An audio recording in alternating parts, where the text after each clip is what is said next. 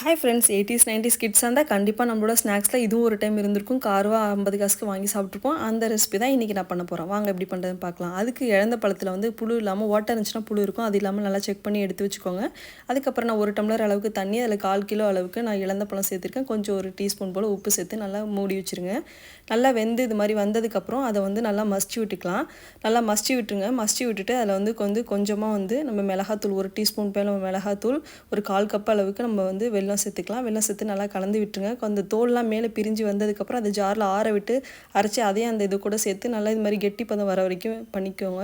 பண்ணிவிட்டு ஒரு பிளேட்டில் எண்ணெய் தடவிட்டு இதில் வந்து ஒரு ஸ்பூனாக இது மாதிரி வந்து ஸ்ப்ரெட் பண்ணி விட்டுட்டு வெயிலில் வந்து ஒரு நாள் ஃபுல்லாக காய வச்சுருங்க. 2 பக்கமும் பெரட்டி காய வச்சுட்டு ஒன்று ஒன்றா எடுத்து நான் அது மாதிரி குட்டி பேக்கெட்டில் போட்டு சாப்பிட்றதுக்காக ஈஸியாக இருக்குன்னு சொல்லிட்டு நான் குட்டி பேக்கெட்டில் போட்டு நான் வந்து ரெடி பண்ணி வச்சுக்கிறேன். எப்போ வேணுமோ அந்த மாதிரி சாப்பிட்டுக்கலாம். நீங்களும் இந்த மாதிரி ட்ரை பண்ணி பாருங்கள். எந்த ப்ரிசர்வேட்டிவ் யூஸ் பண்ணாதனால ஃப்ரிட்ஜில் வச்சு ஸ்டோர் பண்ணி எப்போ வேணால் சாப்பிட்டுக்கோங்க. தேங்க்ஸ் ஃபார் வாட்சிங்.